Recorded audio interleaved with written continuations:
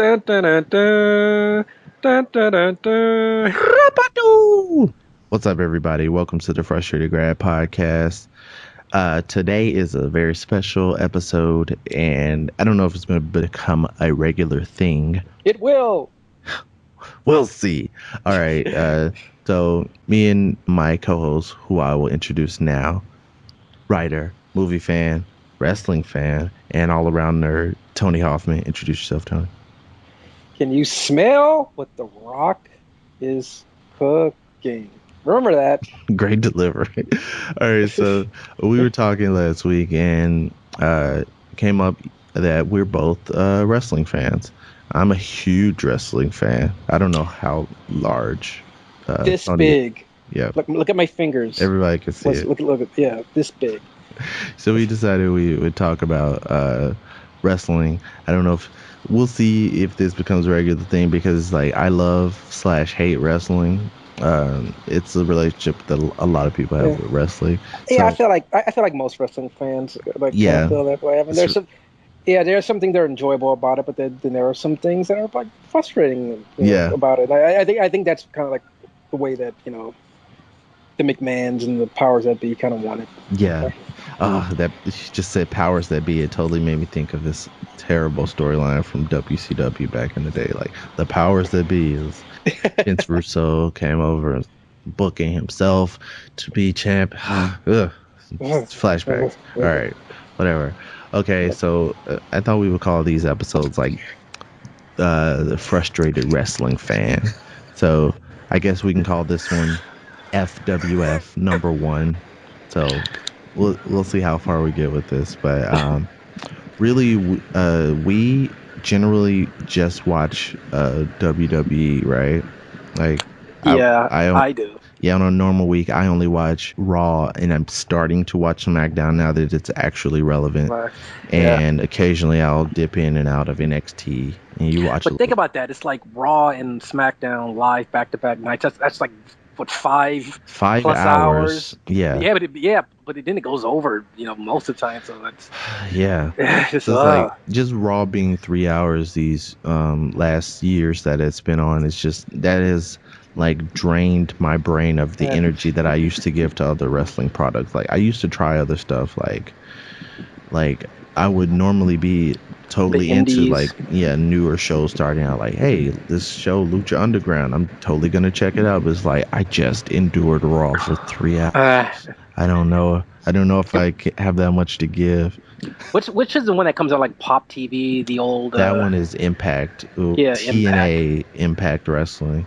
tits and ass Impact Wrestling. Yeah, totally. And that's the funny thing is that like when Hogan was brought into the company some years ago, Yeah, look he at this was big name former yeah popular he wrestler. was brought in and they were like okay we're gonna rebrand the company so we're gonna change it because everybody thinks the name TNA is stupid so we're gonna call it Impact Wrestling but it's like we're not really gonna change the name officially so it's still gonna be like branding is gonna be mismatched in different areas. It's just stupid.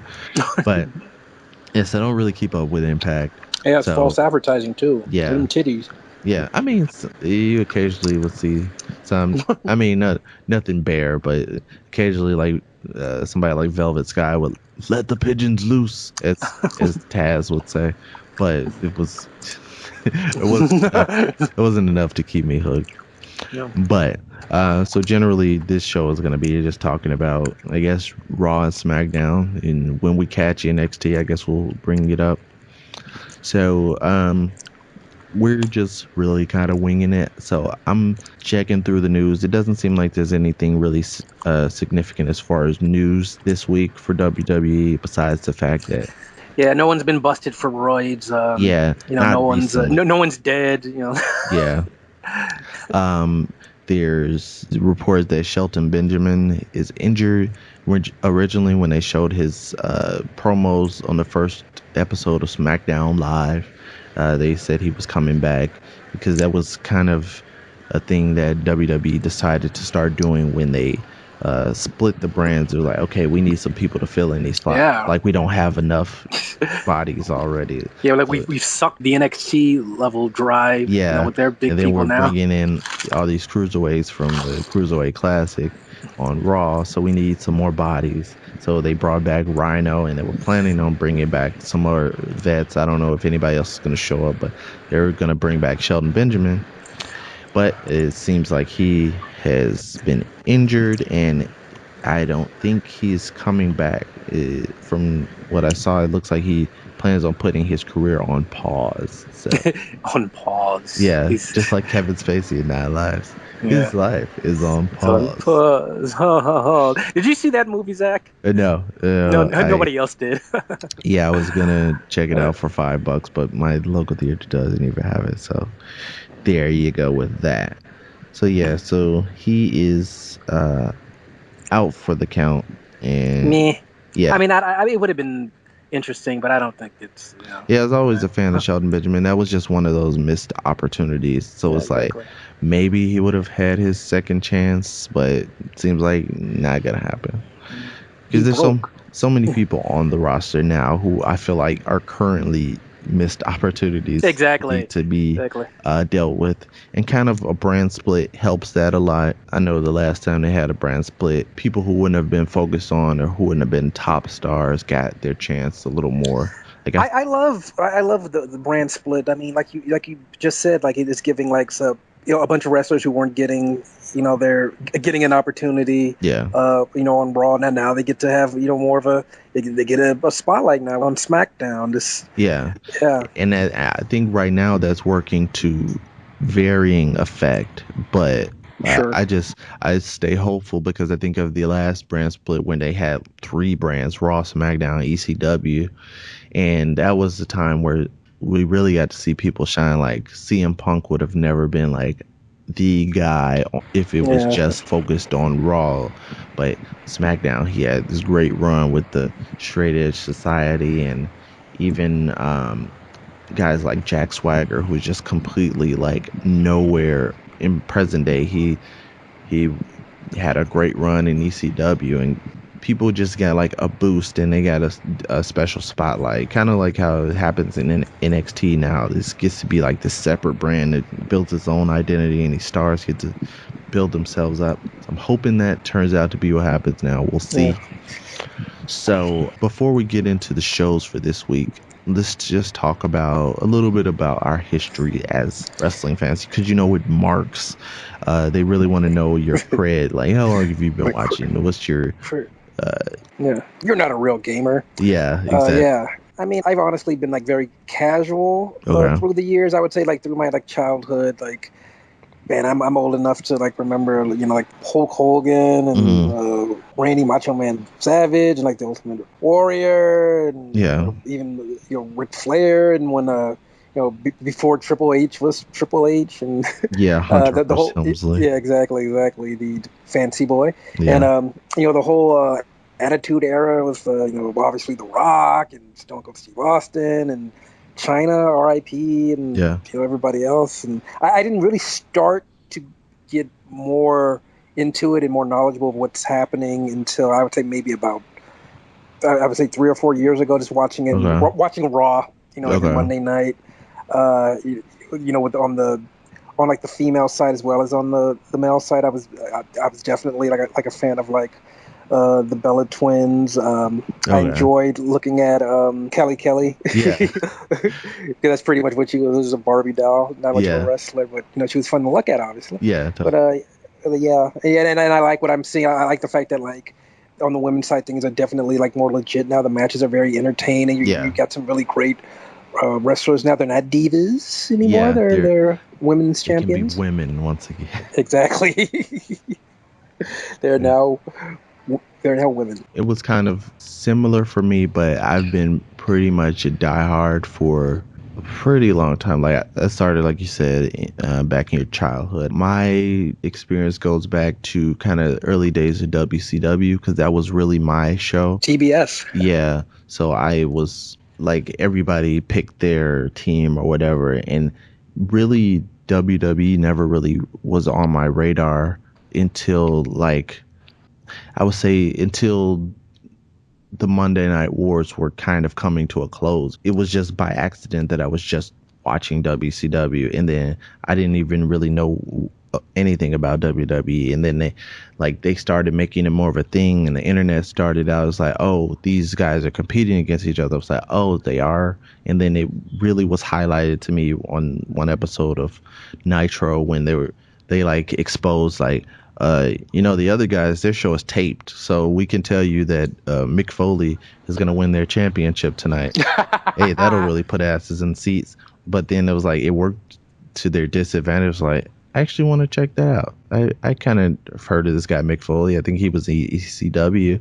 So let me check this out. And then that's when I started watching WWE. And from that point, I was watching both.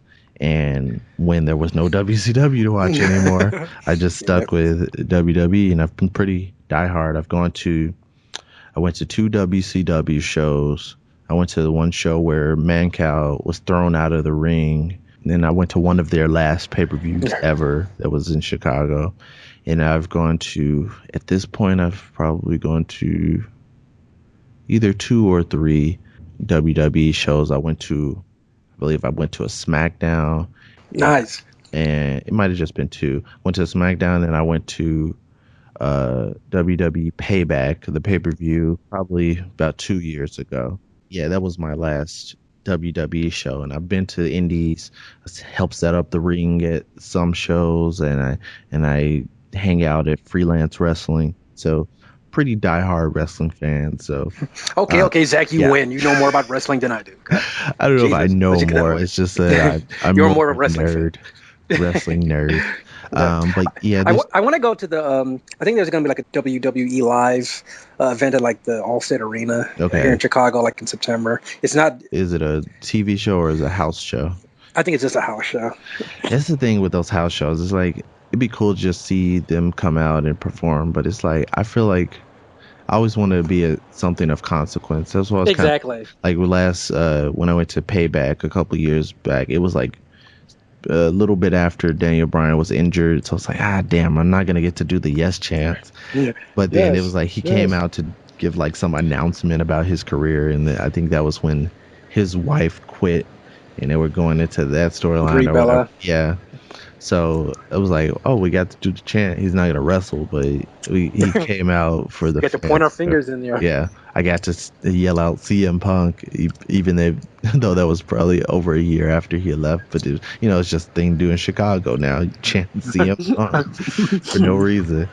Um, also, I think he has a documentary. I think it might be on Fox Sports One.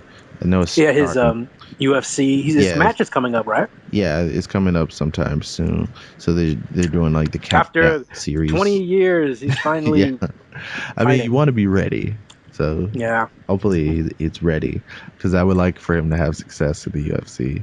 Chicago guy, so I want him to be successful. Plus, I have this wrestling fan chip on my shoulders. Like, hey, they are tough guys. Yeah. He could totally beat up those UFC guys.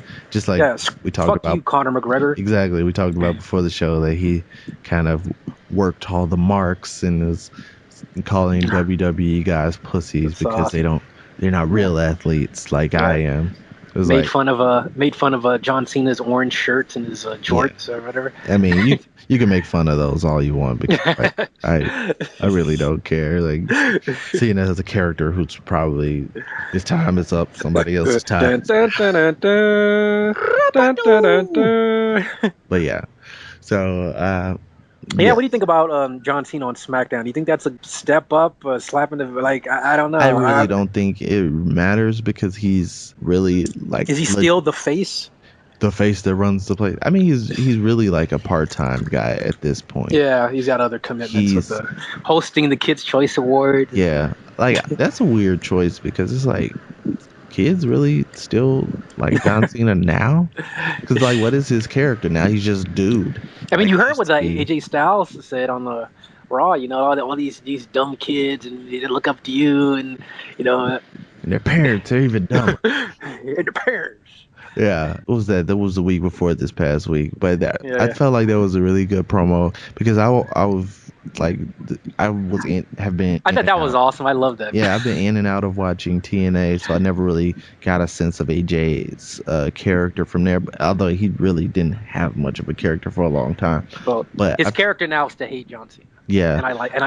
I really thought that was like his best promo that I had seen. Like he really showed the fire because I was worried about like can he be a heel because he seems so likable and he's like a Christian. So it's like I wonder like how he was gonna what angle he was gonna take as far as being a heel. But I feel like it was pretty effective.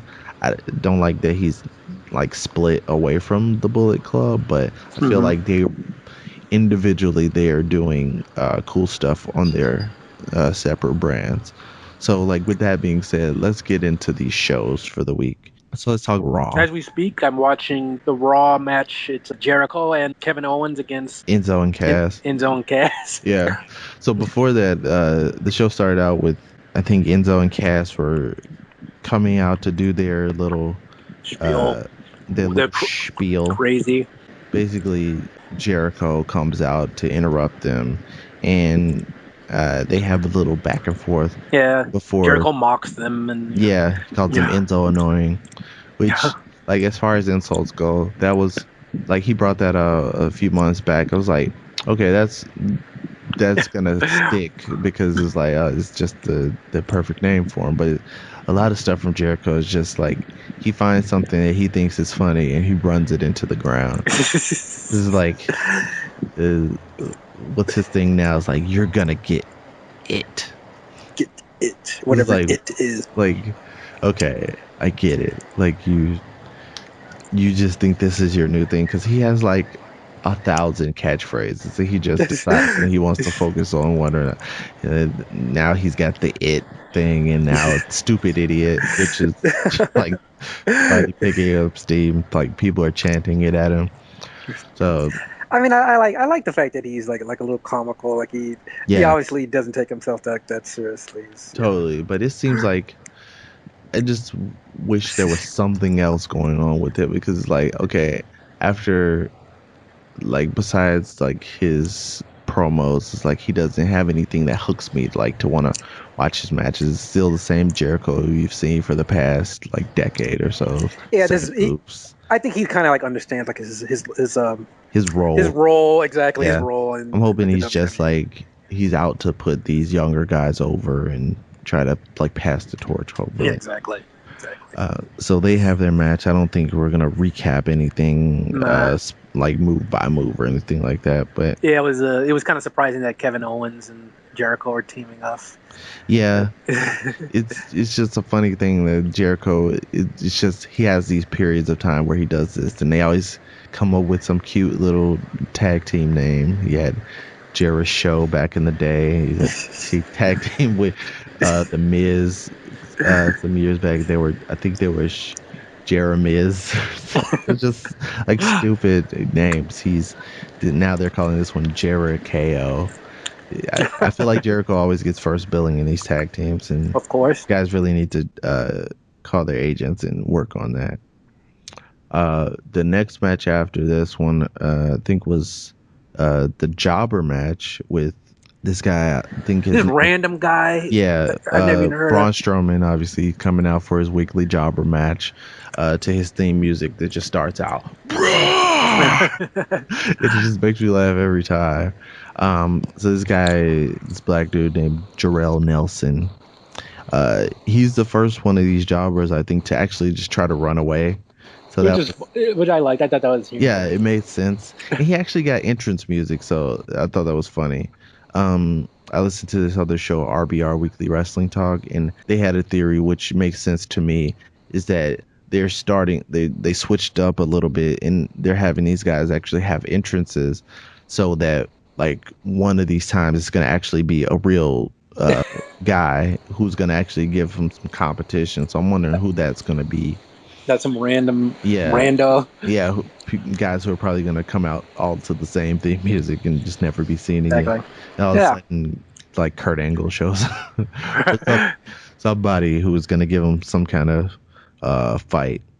because it seems like they're setting this up. The way I think of it is, I mean, I guess Ryback did this a little while ago when he was coming up, and it also makes me think of like the Kurt Angle Open Challenge back in the day when John Cena debuted. So I feel like maybe this will be some new person, maybe from NXT, and they'll have an impressive showing. But I can't see them actually letting someone beat him. Hopefully, it'll be a longer match. Yeah, I hope so. I've never really been a fan of Braun Strowman, so just seeing these like jobber matches is not doing anything to impress me. It's not like a Goldberg match back in the day where he's like showing off and dazzling us with his moves. It's just like throw the guy around, pick him up by the back of the head, give him a reverse choke slam. Ragdoll. It's just like, okay, I like seeing new moves because pretty much every move has been done before, but it's like a reverse choke slam just doesn't really look that great because like for someone to really sell it and make it look effective, they have to not brace themselves, and they like, who is not going to do that? Anybody who wants to stay alive is not going to like put their hands behind their back. So it just looks like the guy's just falling with his hands in front of his face. So it's not that impressive. So this is the hate part of the love-hate relationship with wrestling. It's just for this section specifically, it's about just my hate for Braun Strowman. He was good as a goon standing in the background for the Wyatt family. I was hoping that them just bringing him up out of nowhere to join the Wyatt family was gonna be his like training period, but it seems like he's still just as green and sloppy as he always was. So Yeah. I'm really hoping that this doesn't continue forever. And we didn't even see like the female version of this with Nia Jax. She wasn't on the show. As long as Braun Strowman was doing his jobber match, she was doing like the female version of the jobber matches, but she didn't do one this week. No. So I don't know what's up with that. Maybe she'll be back on Monday, but we'll see. I'm interested to see her. Yeah, she's all right. It's just kind of a slow, lumbering type wrestler. Yeah, it's like I want to see like like a different body type. Yeah, like for a female wrestler. As her theme song says, she's not like most girls. Oh yeah, straight to the point. Yeah, but you know, being the Rock's cousin goes a long way. It helped. Yeah. So what was next on Raw? Puffy was backstage. And Puffy, always somewhere to promote something, eh? Yeah. He's one of those guys who Bad Boy reunion tour is passing through Chicago, I think a couple of weeks there. Yeah. Lil Kim, Mace. Great. Yeah. I can't wait to hear about it. It's funny, it's like I never really been a fan of Bad Boy like when they were around, because I guess I kind of got caught up in that East Coast West Coast thing because my brother was like a huge Tupac fan. Exactly. So you were Death Row. Yeah, I was like stayed away from their stuff, but it was like listening back to it, was like, yeah, I do like these songs. Pretty good. Yeah, it was like once Biggie died and like Puffy took more of a. It's like, okay, everybody, just calm down. Exactly. It's like, could have said that a few months ago. You guys are both alive. But yeah, but Puffy is one of these guys that shows up. He shows up a decent amount on WWE, but I just don't feel like he's like a fan. He just shows up. He's like, okay, I know this is a good way to promote. Like somebody like John. Millions and millions of people are watching Raw. Number one on Twitter trends. His perfect opportunity to promote his. Yeah, tour. So it's like, okay, he's a person who's like he's a shill. Yeah, he seems like he knows enough, but like I like to see people show up who are like his bootios. Yeah. I like to see people show up who are like fans. Like Jon Stewart, when he showed up. That was he awesome. Like knew his shit. I think about that. Yeah, he cut his promo on Seth Rollins. Had details and history. I was like, wow, I would have loved for him to just like, okay, you quit the Daily Show, just come and work full time at WWE. So I gotta look at that on YouTube. Yeah, so I like seeing guys like that who are like legit into it. Like even somebody like Snoop. Yeah, because like the whole Sasha Banks connection.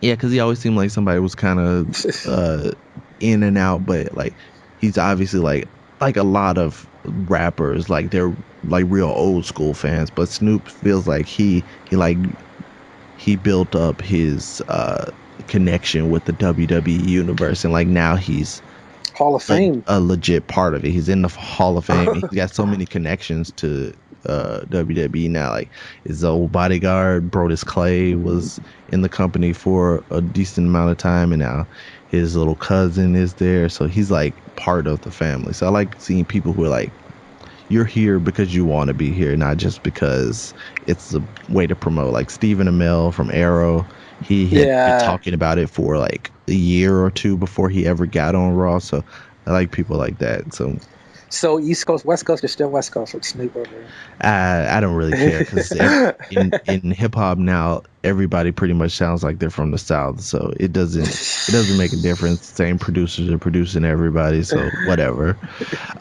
But as far as Puffy goes, this segment was whatever. Whatever. Next was the match with Darren Young and Titus O'Neil, and I feel like I kind of missed this. I think it happened the previous week, but yes, Titus Yeah, like O'Neil, it's like they show like a recap of what happened, and like yeah, Titus got into it with Bob Backlund, with Bob Backlund, and and I then he think does the whole thing like, well, to make Darren Young great again means he had to be great in the first place. It's like, oh, so now Titus O'Neil, Father of the Year, is now a bad guy because I felt like he was really getting this push towards being like kind of this up and coming baby face, but then I guess he had the incident during during it's just stupid thing to think about, but hit during Vince McMahon. during Daniel Bryan's retirement speech, when everybody was leaving, everything was over, and he like was horsing around with Vince McMahon on the ramp, and they just like completely soured on him after that. He got suspended. It was like what is really going on here? So like now he's a heel. He's going against Darren Young. So I guess Darren Young is now inheriting the push that he would have gotten. So they had their match, and I Darren mean, like wins. the whole Darren Young like thing where he wins like the what was it, the 12 man The over the top battle royal, it, whatever. yeah, exactly, like literally did nothing Yeah, in one. I've always wanted the Royal Rumble to end that way. Like for like everybody comes out one at a time. This will happen to be a really short Royal Rumble, but I would have loved for at one point like they be at the last two people and they eliminate each other, and then number 30 comes out and it's just a completely empty ring, and they just win by entering the ring. I've always Exactly. wanted that to happen. It would like be the worst ending for a pay-per-view ever, and people would boo.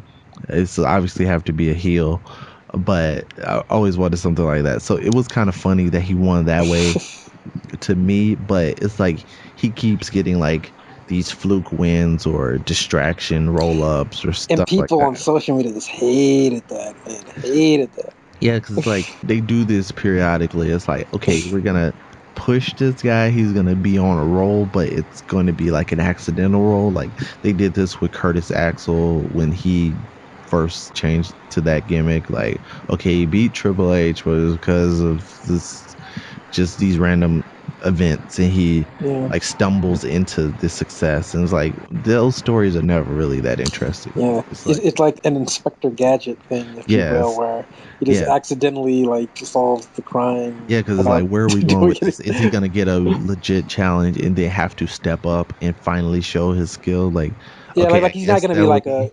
he's not gonna be like a title match for like the you know It, heavyweight championship. no, he'll maybe stumble into a mid card championship Yeah, victory, but it's like he's not gonna be Rusev, who's the no, U.S. champion right now. So, yeah, well, Intercontinental's on SmackDown right now. yeah. But yeah, so I don't know where this is going. So Yeah, speaking see, of which, what they're supposed to be, I think I read that like after SummerSlam they're gonna like have like different championships, or they're gonna come up with something for like yeah, on each so show. on SmackDown, and we can talk about this a little bit when we get to Sure, sure, SmackDown, sure. but they're talking about possibly bringing in some more championships, so we'll get to that.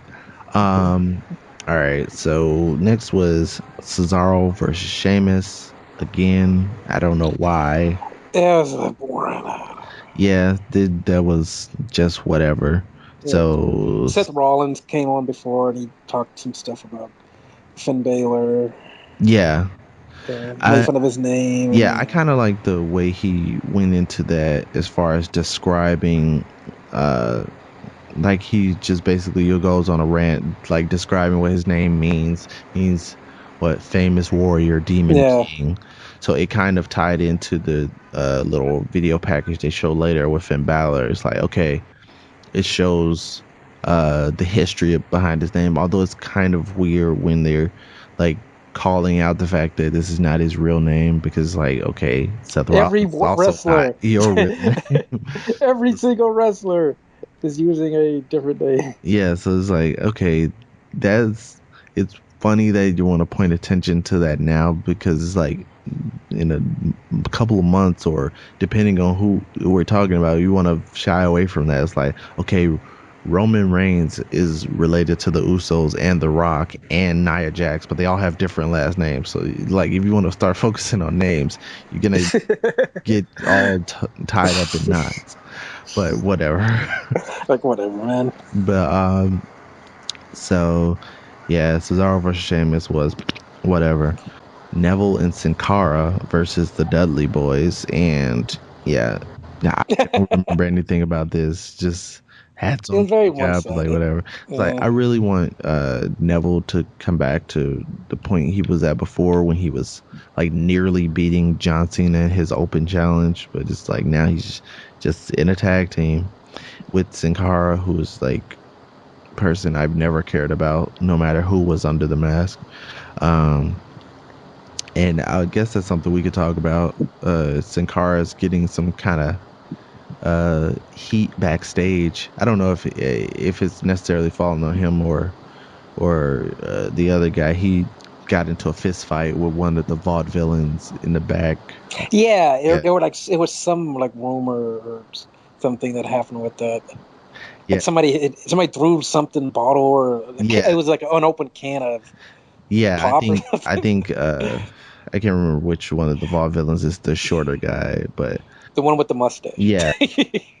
Uh, so they got into it backstage, and I guess Sin Cara gave him the business. So maybe he's getting a push based on this. So now we're seeing him more on TV. So we'll see where that goes, if he gets some kind of singles push or something like that.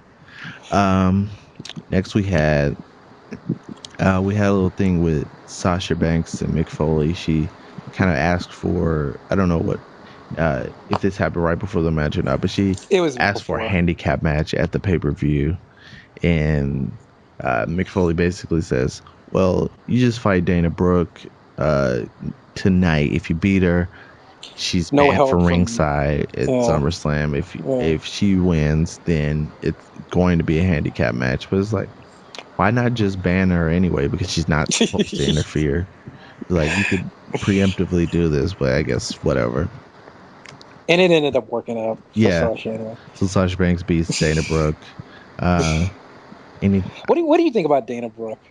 I think she's I think somebody there's a who, little something there, but I there's something there, but it's like she's in a position with her character where I feel like she should have still been on NXT. Like, she can hone something and build some kind of I like her. personality. Yeah, exactly. I was gonna say her Yeah. personality and her gimmick is interesting. I don't think she's much of a wrestler. Yeah. I don't see a whole lot there yet. Yeah, I mean, she's got She's okay. a decent amount of the in ring like smack Yeah. talk, and like when she's working over She's like a her gimmick. opponent. Yeah, but she needs something like to hook people. Yeah. Um, Because right now she just comes in, she does a little with the little it's a not little, the back for the cartwheel or whatever, yeah, and yeah. So I feel like she may be there as far as the skill set, but she just needs to develop something more to hook the fans. And maybe she'll learn that from Charlotte, but I don't think Charlotte is necessarily at peak uh, talent level either. She's mm, still finding her real speaking voice on the mic, so I feel like she might have needed some more time to bake in NXT.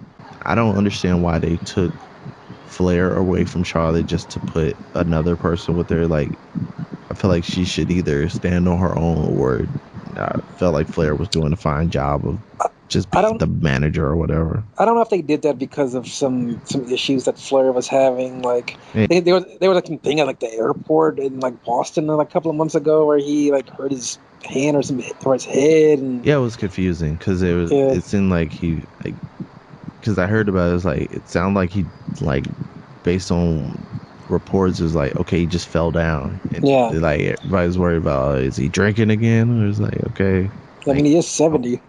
yeah it's like maybe he does need to be off the road so I guess that was the reason but it's like I would like to see something different done with Charlotte maybe because I feel like if she's not going to be champion then this gimmick isn't really working because I can understand her like I need this bodyguard, I need this protection to hold on to my championship. But it's like now that she's not the champion, Yeah, I feel like what is Dana Brooks' purpose? And she probably needs to find something else to do or something more interesting.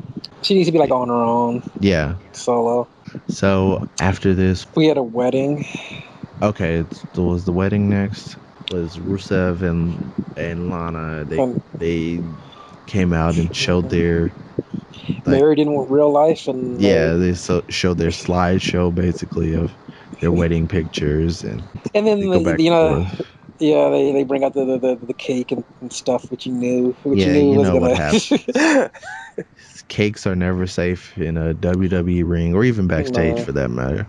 Um, so you obviously get the setup, and then Roman Reigns comes out, and I it's like, yeah, I like Roman Reigns versus Rusev. yeah. So it seems like this downgraded version of Roman Reigns after kind of the I don't know if it's steroids or whatever. I think it was like antidepressants. Okay.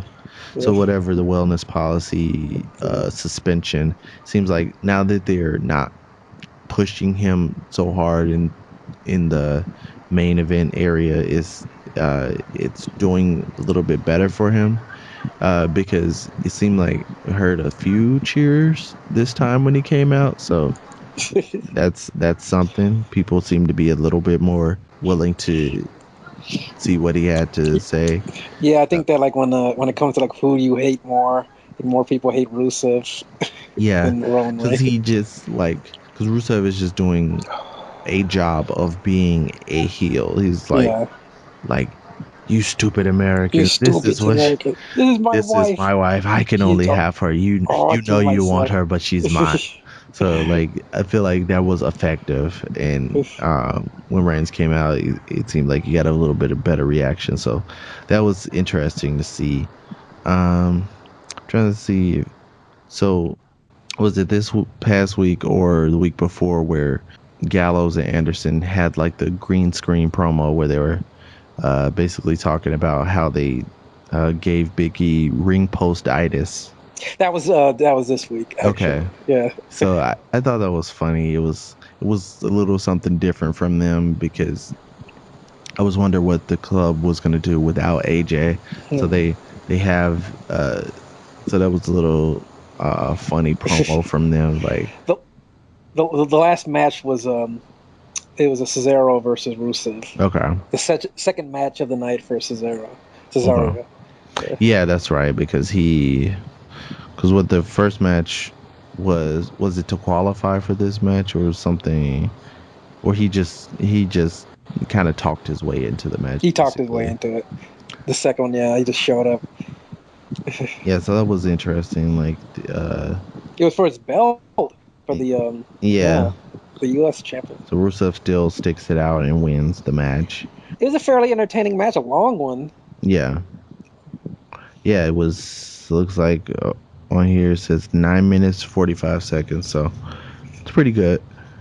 uh For a guy who had just wrestled earlier. Yeah, so that was a good way to close out the show. And I like what Rusev said. It just came back to me earlier because I think he said this a little bit earlier in the show. It's like, we don't need a new champion. Like, I'm the champion. Like, I'm the U.S. champ. You should just make me the main champion for the show. And I thought that was an interesting idea because before the brands officially split, I was iffy on like, okay, they always try to establish a second world championship technically just to try to make them on the same level. I was like, you could take a championship like the U.S. Championship or the Intercontinental Championship and try to make that the second title, because whatever the new title is never really going to be seen as prestigious as the WWE Championship, because No, because when this is all over, if they do and when they do go back to one brand, that is the one that's going to stay. And these other lineages, like the World Championship, like the big gold belt they used to have, that always goes away over time, and it always goes back to WWE Championship.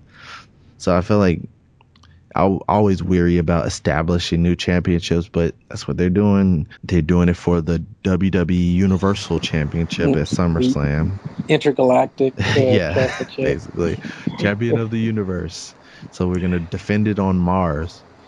Uh, so yeah, so speaking of new championships, SmackDown is possibly bringing in some new championships, and they started talking about that a little bit more this week.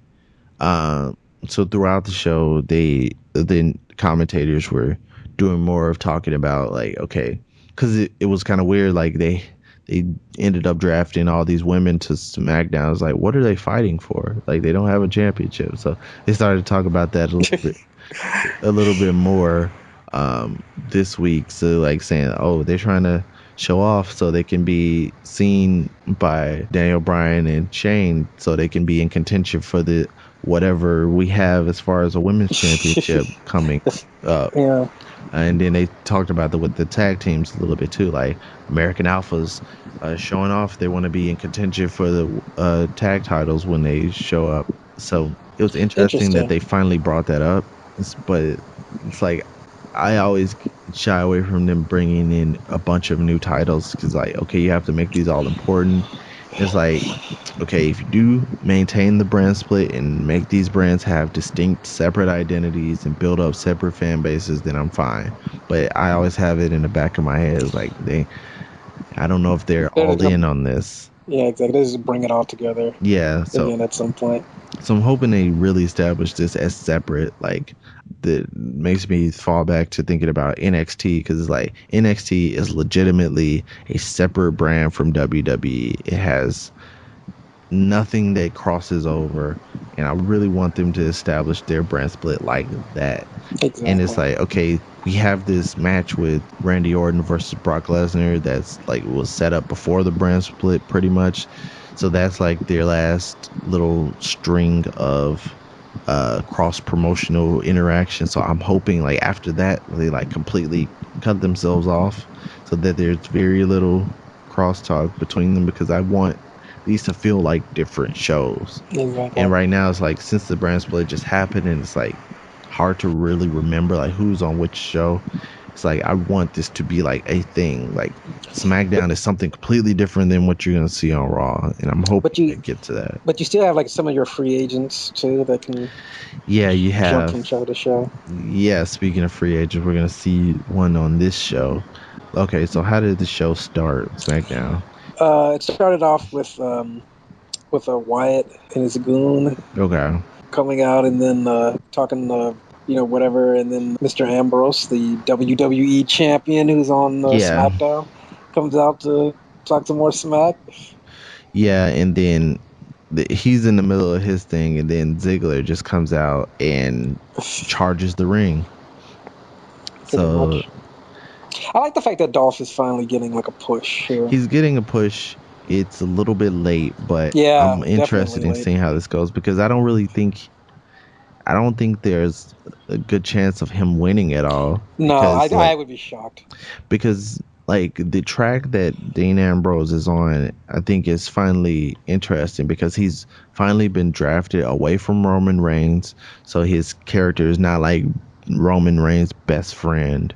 So he's actually getting his own character, and I'd like, kind of, I think they said it on commentary, they call him the kingpin, or he's like building himself up in his mind. Is like, I'm the best, I'm the king of the mountain, I'm the top guy in this industry, and I got to do whatever to protect my championship. And he's just getting like, I can see his character is getting like, I have to hold on to this no matter what, so that he's building up his confidence in himself and not being just like I'm like his original character, just I'm a lunatic. So that It's doesn't, crazy. yeah, Yeah. so it doesn't really have any like where to grow. So this character is like he thinks he's the best, so that like in him expressing that, I think it makes the fans get more into him. Like CM Punk's whole thing of like best in the world, so like makes you focus more on him. So I think this track that he's on is going well for him. So I feel like it would be kind of derailed if he just lost to Dolph Ziggler all of a sudden. It would be kind Hmm. of a weird move. So kind of like the track that Dolph he's on. Michaels. Yeah. I and we'll get to that. Like him using the super kick now and that legit being his finishing move. I'm not too much of a fan of that. But okay, so they have their brawl or whatever, and Yeah, they accidentally Dolph accidentally super hits kicks yeah, uh Dean Dean. Ambrose, and that was some good timing for him to be like Yeah, from the Sister Abigail up I in was front of impressed. him. So it was like that could have went really wrong. So that was a nice little touch. Yeah, always protect your opponent. That's one of Yeah, the rules of wrestling. yeah. So they have a tag match set up for the main event based on that little interaction or whatever. And then right after that, It was American Alpha, and I think they were taking on just some jobber team, but yeah, they like all the other tag teams came out to watch it. yeah, So they like the Vaudevillains, the Ascension. I think the Ascension came out first, and I was like, yeah. what the hell are they out here for? It's like To watch. who cares about the Ascension? Like they were only slightly becoming interesting when they were getting involved with Stardust, and it's like, oh, they exist again. But They're not dead. yeah, so they came out to watch, and that's when the commentary was really hyping up the idea. Like, look at our tag division; they all want the gold. Michael, or well, Michael's not there, but JBL's hyping up the tag team. So I think Yeah, it's building up anticipation for the tag titles whenever they bring them out. I guess they're probably gonna do something after SummerSlam since they haven't set anything up for that. And I think the next pay per view after SummerSlam is the SmackDown pay per view. it's a pretty good tag division on the Yeah, SmackDown. I like the addition of American Alpha. they're pretty good. They're like They're two really legit. two young real wrestlers who've adapted to the WWE style. Kind of They like got lots of energy. yeah, kind of like uh the world's greatest tag team from back in the day with Exactly. Shelton Benjamin and Charlie Haas. So they're getting hyped up, and so they won their match. Obviously it was a jobber match. After that we had Eva Marie come out again Oh, for they had a supposed a match. match, air quotes, against Yeah, so Becky Becky Lynch. comes out, then Eva gets her like Hollywood entrance once again, and it she so what was her fake injury this time? Oh, it wasn't an injury; it was a Oh yeah, wardrobe wardrobe malfunction. malfunction. Like oh she has a wardrobe malfunction. She can't compete. I was thinking about that. Like, did she what did she do? Like, did she like I unhook didn't watch her? it that closely. It must Because have it been cut off. something like The camera cut so she away. just did something while the camera wasn't on her and just actually she has to go to the bag. Yeah, So yeah. they call off the match because of wardrobe malfunction. So What do you think about all of I this, Marvin? think Like, do you it's think that they're acknowledging the fact that she's not that she a can't wrestler? wrestle.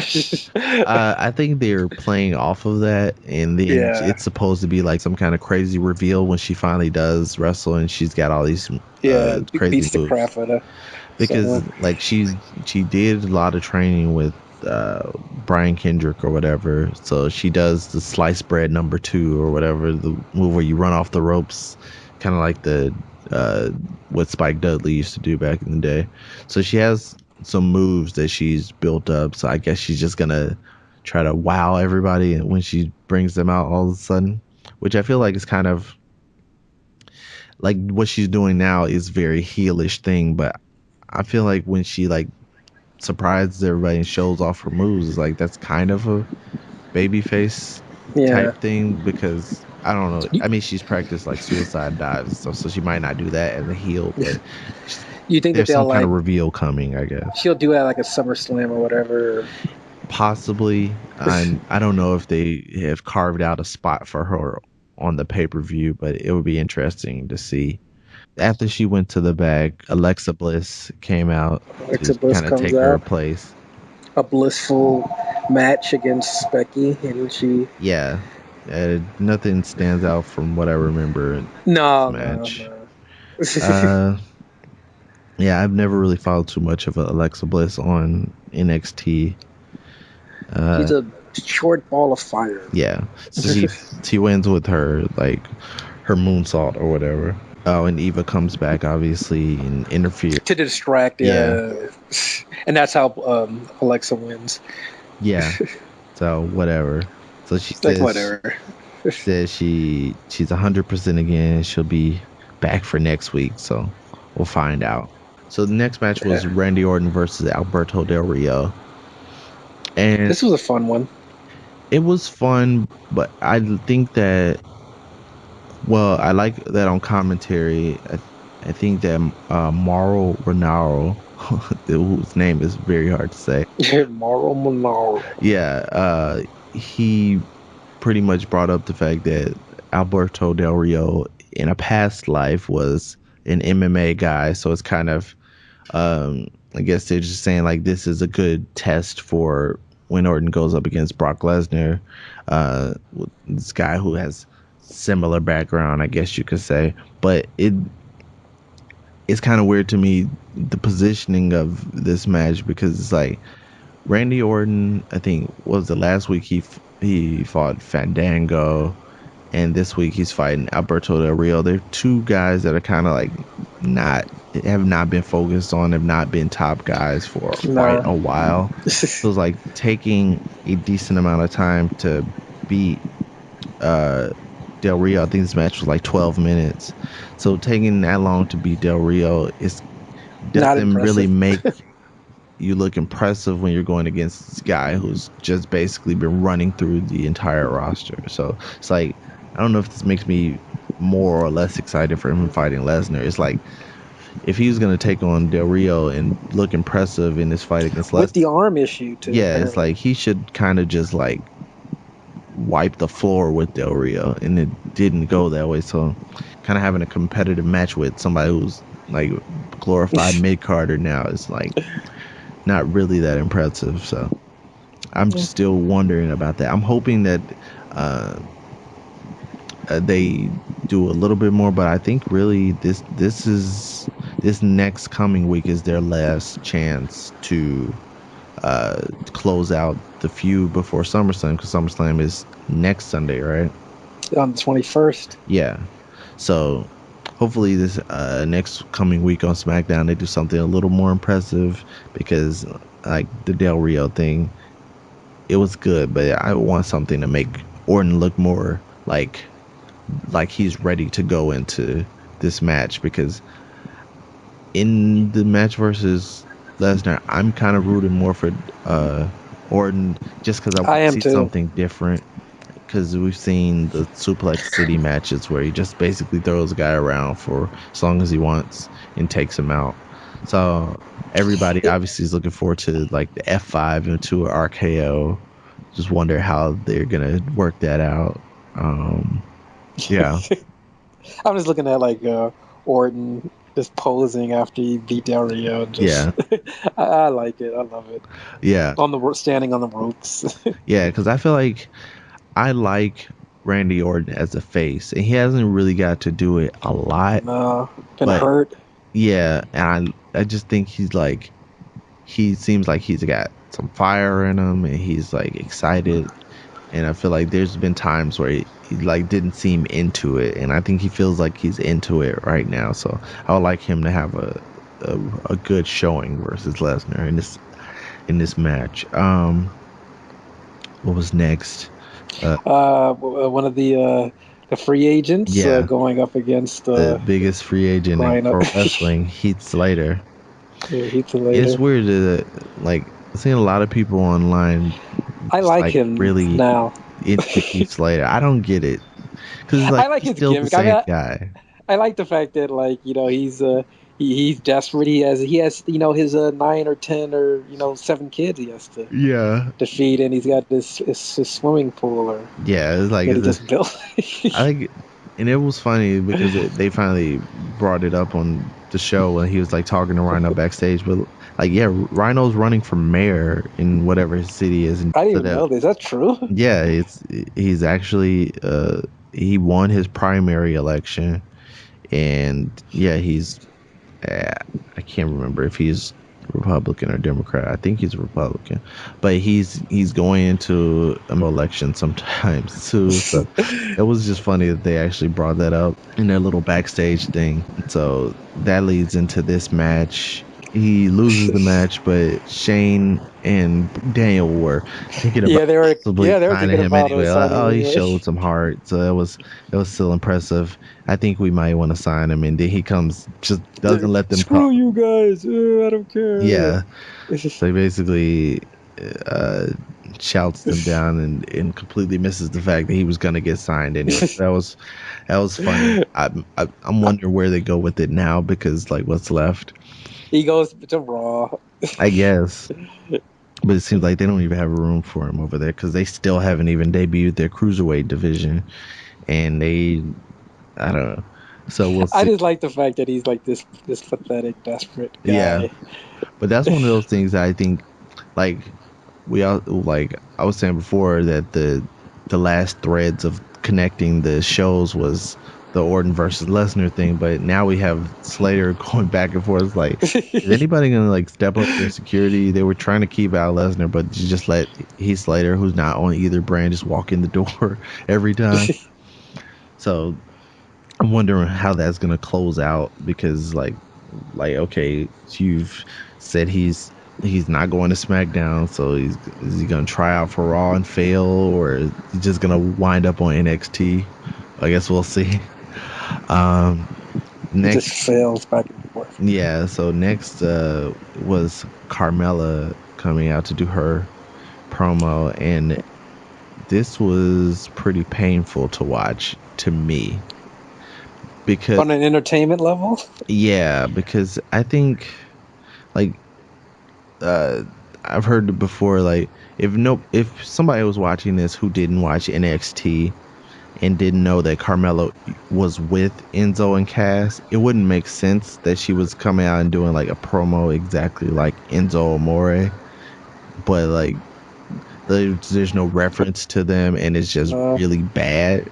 with the moonwalking and like Yeah, the it's like this is bad, and anybody watching who didn't know that history was like she's imitating this dude from the other show and just not doing a good job at it. It was like so I feel like she was called up, and there's another one of these people that I feel like okay, she probably needed more time on NXT.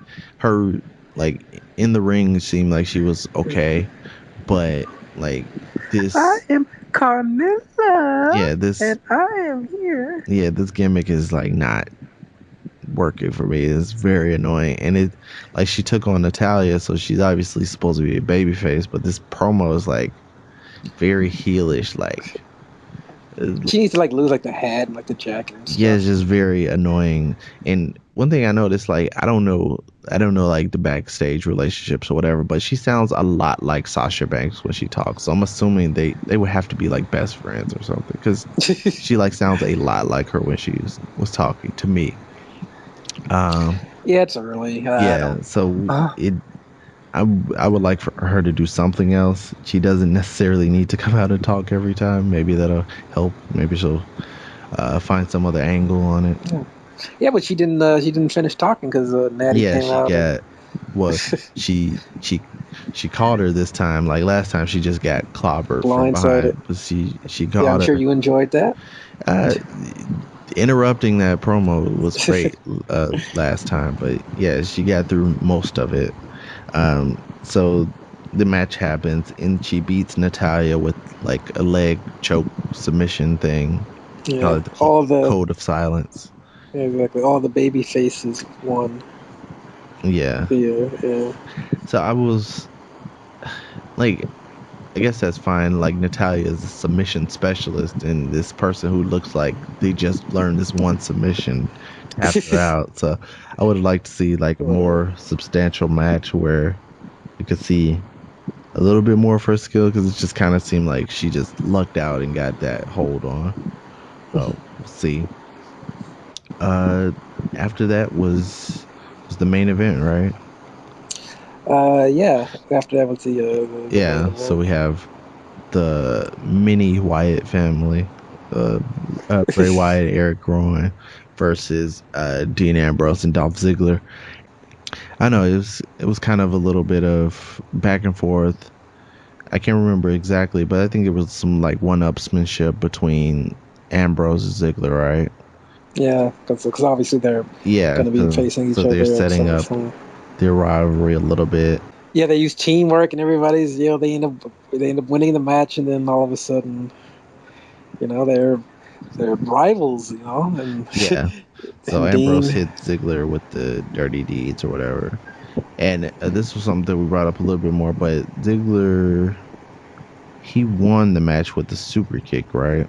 Yeah, Yeah, and I just think that this is like obviously Ziggler's been starting out using the super kick for a little while, but I just never believed it coming from him. And it's hard to believe it from a lot of people because it's just like super kick is done to death. And like everybody does it now. Kevin Owens does it. I think Sami Zayn also does it. The Usos do it like 10 times per match whenever they're around. So it's like just to yeah. believe somebody else pulling it out as the finisher now, it's kind of like you're not Shawn Michaels. You No.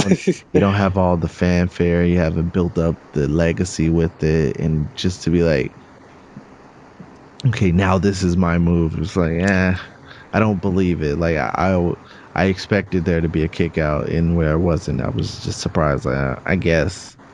I guess that's your move now, but it's still It's effective. it's effective. But I feel like you either have to have everyone else stop doing it because like basically everyone does it. I mean, everyone in the wrestling industry does the super kick pretty much, but I feel like you need to highlight it by taking it away from some other people, maybe, or you need to make him do Yeah, something to make it look a little bit different. yeah. Obviously, it shouldn't do the stomps like Shawn Michaels, but it should be, Dolph did the super kick against who was it, the one in the green, the big yeah, guy, the bald one. Rowan, Yeah, Rowan. yeah. So he'd be wrong with it, but I just think that I don't believe it coming from Dolph. So we'll see.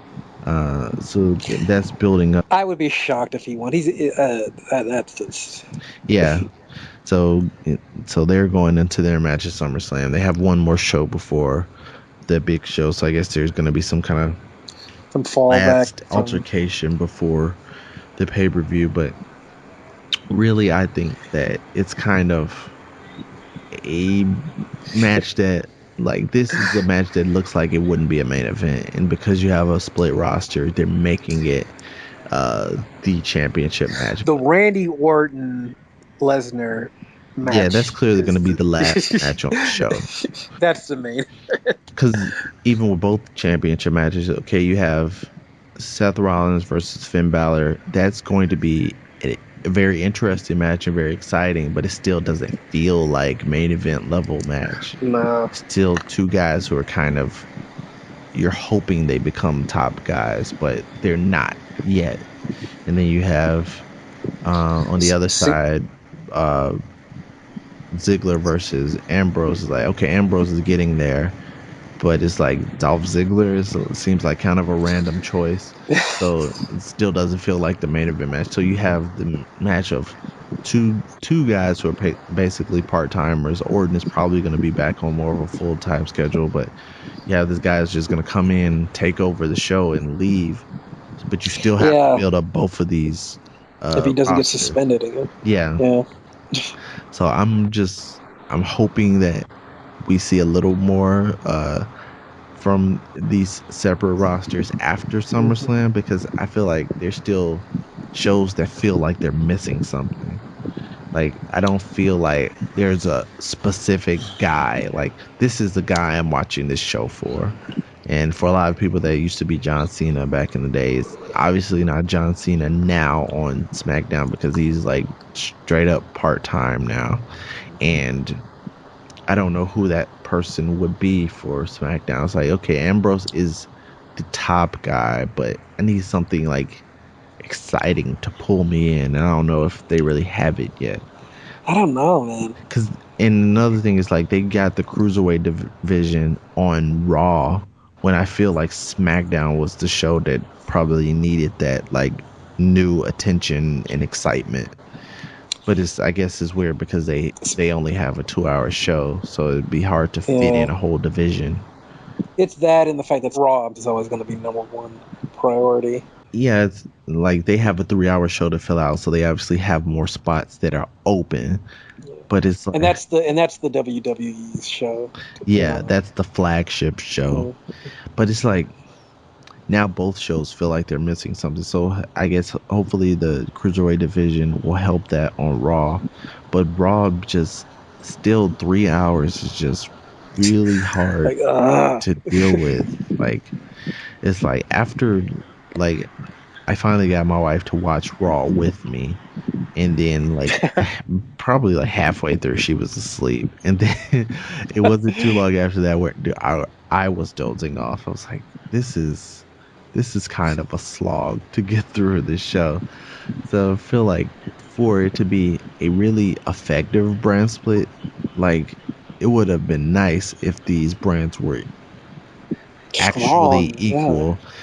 Well, as far as the rosters, if they were both strong rosters, but if the shows were actually equal, like they were comparable against each other. But it's like you get through Raw, and if you have any energy left, you'll check out SmackDown the next day. But it's like I feel like it would really go a long way for them to cut that extra hour off. But I'm sure they're not because they get that extra advertising money and I hope all to that. see like some more of the older people sort of like show up. Like I mean, you had your Rhino, rhinos. And, yeah, yeah, exactly. Just sort of like do that for now. You know, yeah. while you're still developing the younger Yeah, because I really feel wrestlers. like we need something like, okay, when I turn this show, I'm gonna see this. And like they don't really have anything that stands out to me like, okay, that's why I'm checking this show out because it's just like I'm doing it just out of obligation. It's like I watch this show because I'm a fan, but they're not giving me There's no anything to latch excitement. on to. They're not selling me on anything. Because I'm really wondering after SummerSlam, they have their SmackDown only pay per view. And I'm just wondering, like, what's going to really make that different than an episode of SmackDown? Because, like, with the smaller roster as they have now, it's like you're going to see everybody on every show pretty much. So, like, what are they going to do special for this show? So, it's I going to don't be know. interesting going forward. Um, Got to pull out a name, yeah, a big name. yeah. So between the shows this week, which one did you feel like you liked more between Raw and SmackDown? I mean, just because I'm gonna go with, I'm actually gonna go with SmackDown. Believe it Okay. or not, I'm gonna go with SmackDown. I mean, I like the I like the Heath Slater the Heath Slater ness of it all. Yeah. I just think from like a pure like entertainment standpoint with the whole backstage thing um, with McMahon and Daniel Bryan. You know, thinking about signing them, then he messes it up because he's such a fuck up. I thought that was entertaining. Yeah. I mean, I liked the Ziggler um, Ambrose tag team against Wyatt. Hmm.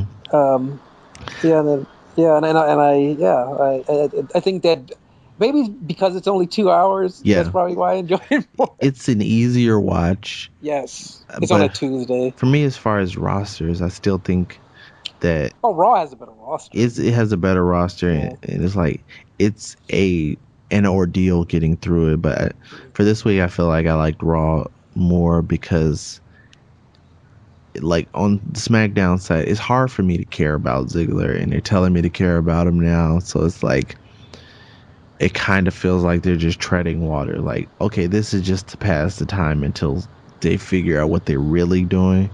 So, like, spending a lot of time on that, I feel like, okay, this is not really going to have any consequence. But on the Raw side, I thought that the Enzo and Cass stuff, like their stuff, at the top, I enjoyed. Um, I'm enjoying seeing what's happening with Darren Young, although I hope they do a little bit more, but it's keeping my attention at least. I always enjoy Sasha Banks, whatever she's involved in.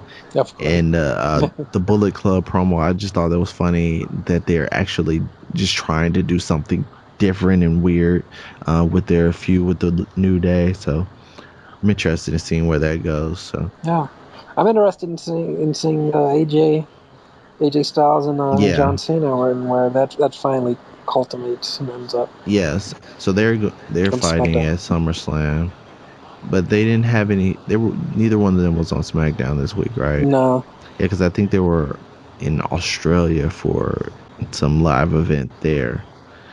So yeah, so I'm hoping they're both shows are a little bit better this next coming week, so I'll have something to be excited something to about. hold on to. Yeah, yeah, because for this week, both shows weren't really like where I wanted them to be. So yeah, I have a question. Like, why do you think like somebody like Bailey hasn't been put on the main roster? Do you think it's I because don't get it. they don't want to completely leave the Drain. cupboard? Yeah, exactly. Drain all the talent from I NXT.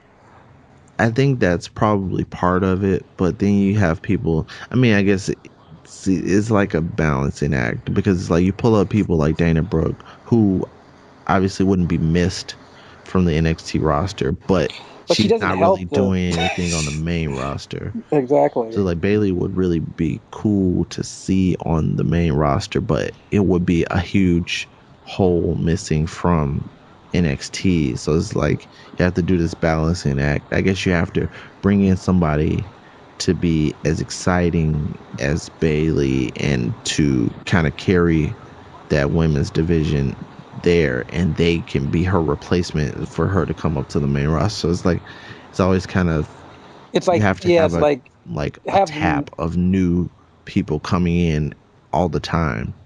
exactly. So that because it's kind of hard to maintain because you had somebody like Finn Balor who was on NXT way longer than he should have been. He finally gets called up, and then I've seen in some places people are wondering if that was a good idea.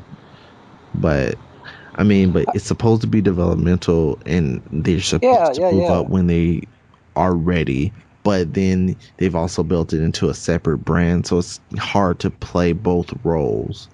Because like, Is it a minor league? Is it its own yeah, because it's kind of major like in the league? position that ECW was in. It's like, okay, these people are so good, we want to put them on Raw, but it's like we also don't want this show to fall apart without them. So it's kind of a hard balance to do. I haven't checked out a lot of NXT, so I wouldn't mind if No. they brought Bailey up to the main roster. But I know like there's some people who are just straight up NXT fans, and that would be it will probably be a clear gap in the show. Yeah. It's like it's a sort of like a weird problem to have. Yeah, it's It weird. got too good. Yeah, NXT. but that's the problem is like it got too good and they took so many people out besides Bailey. It's like, okay, now what do we have left? So that's interesting to see. So it kind of makes me want to check out NXT just to see like how are they dealing without all these people because they took so many people out and they took out was it Alexa Bliss and Carmella and Nia Jax. Nia Jax. Nia Jax. So there's a lot of people missing. So yeah, it does make it a Carmella, lot your harder. favorite. Yeah, it makes it a lot harder to lose somebody like Bailey also. So it's interesting to think about. Mm. Um, any other thoughts from this week of wrestling? Uh, Uh, no, other than hopefully we'll get we'll get some better matchup, some better shows yeah, this upcoming week, leading up into to SummerSlam, and yeah, because I'm just looking for something else more uh, I'll exciting. be uh, I'll be at Wizard World Comic Con, and hopefully I'll get some autographs from some of those people we mentioned. You know, the Bella Twins are going to be there. Okay. Cena, Seth Rollins, Bailey replacing Sasha Banks is going to be there. I know that you were bummed about that. Yeah. Well, at least make sure you get a hug from Bailey because Of course, yeah, she she's loves she's a hugs. hugger. Nice. Yeah. So for this next week, I'm hoping there's a little more to hook me because like I was one of those people that was excited to hear Sheldon Benjamin was coming in. So I'm hoping they have something else planned like that. Somebody else. Who do you think that they will pull out? I don't know. The only names that come up to mind are like people from NXT, and I don't know if they're ready to do any more guys. Like thinking of somebody like Austin Aries or uh I have to look and see the roster who else is like there who would be ready to come Do up. you think that they'll pull out like any of the oldies? I haven't heard about anybody else. Like Rhino and Sheldon Benjamin were the ones I heard about. I thought they were talking with Carlito, but that wouldn't excite me at all. Like I don't really care too much about Carlito. Um I mean, it'd be kind of interesting if they brought him up, but I think Primo and Epico are on Raw, if I'm not mistaken. So it'd be weird that he's on a separate brand from his cousins if he did come up. But it seems like the majority of the older people they're bringing back are coming to SmackDown. But Hmm. yeah, I haven't really heard about anybody else besides those. But I would like to see somebody else show up. I Yeah, mean, you know, occasionally they always bring back RVD or somebody like that. But I feel like I don't know. I feel like I'm kind of over it on him too because like he was exciting and did stuff that other people couldn't do for his day, but now a lot of people do the same stuff as RVD. So I don't know. he's not special Yeah, I don't anymore. know who would come out that would really impress me. So I'm just hoping they come up with something. So we'll see for this next week. Yeah, I mean, it's like just thinking about like SmackDown. It's like what do you look forward to? I don't know. I mean, I'm grateful that it's a 2 hour show, but it's just like coming after Raw like that. I feel like it was better when there was a bigger gap in between the shows. Like Thursday night was probably the best night to have that show on, but I guess going live on Thursdays may have been an issue. But it's just like having those two shows back to back is just kind of like it feels like Too much of a a good thing. chore and not like uh, a treat because like even with the Monday Night Wars, those shows were both on at the same time. You watch one, then come back and watch the other one, but those felt exciting because they were both trying to beat each other. But Yes, they, and I miss the fact that you don't have that competition anymore. Like yeah, competition makes everybody better. It makes everyone have to, yeah, and it's pull out all the stars. yeah, and it's like okay, these are shows that are connected, no matter what you want to say on screen in how you try to differentiate the rosters. They're both going to the same. They're both connected to the same checkbook, and same person is over every final decision in reality. So he's not going to really do too much to try to undercut the other show. Going to try to keep them even Steven. So it's like, where does that leave you? It's like, okay, that there's no urgency. Like, okay, this show really did something that's gonna take the other show out. They really stepped up their game this week. So it's like they don't have to, so they don't. So it's kind of a hard thing to do with the brand split. It's like I felt like they were doing it pretty well with NXT. It's like they're Yeah, doing shows that are competing with the main roster shows because they are not really connected. So they had that chip on their shoulders, like and we got to stand out. that was on like what that was on Tuesdays NXT or I think so. he was going. Yeah, it was going. Yeah, Yeah, so it would be nice if maybe they tried to uh, build that show up a little more and bring it back to people's attention. It seems like if a lot of arguments I've heard with like interviews from Triple H, it seems like he feels like the show would not be as it is if it did come to television because there would be, I guess, it sounds like the between the lines, I feel like he was saying like Vince would get involved if this got on TV, and it would be pretty much like everything else. So I feel like that separation of Vince either not caring as much or not having the investment of feeling like he has to deal with sponsors is what lets NXT have the freedom it has. But I would like them to take some more risks with something because it's just like kind of the same show every week. Nothing really newsworthy or noteworthy happens in a Hmm. given stretch of shows. So I'm hoping they step it up, and I hope because so I'm too. watching, so I want something to see. But yeah, so I think Yeah, I think that is about it for this week in wrestling. So that's probably it for this episode of the Frustrated Wrestling Fan. So uh cool. I'm gonna be posting this sometime soon. So if uh wherever I post this, I'm going to post it on Podomatic and probably post this on YouTube. Let me know what you thought of our discussion in the comments and anything you wanted to add. Our email is frustratedgrad@gmail.com. If you have any things you want us to mention on the podcast or any questions for us, you can email there.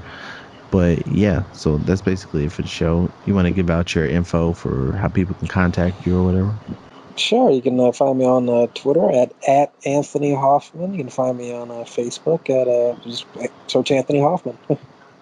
And I'm on Twitter at Zach from Chicago. That's ZAC from Chicago. The podcast is on Twitter at Frustrated Grad, and you can find this show. It's going to be on YouTube, Podomatic. You can also find us on iTunes and Google Play Podcasts, and yeah, youtube.com/frustrated grad. So that's it for this episode of the Frustrated Wrestling Fan, and that's all you get for today.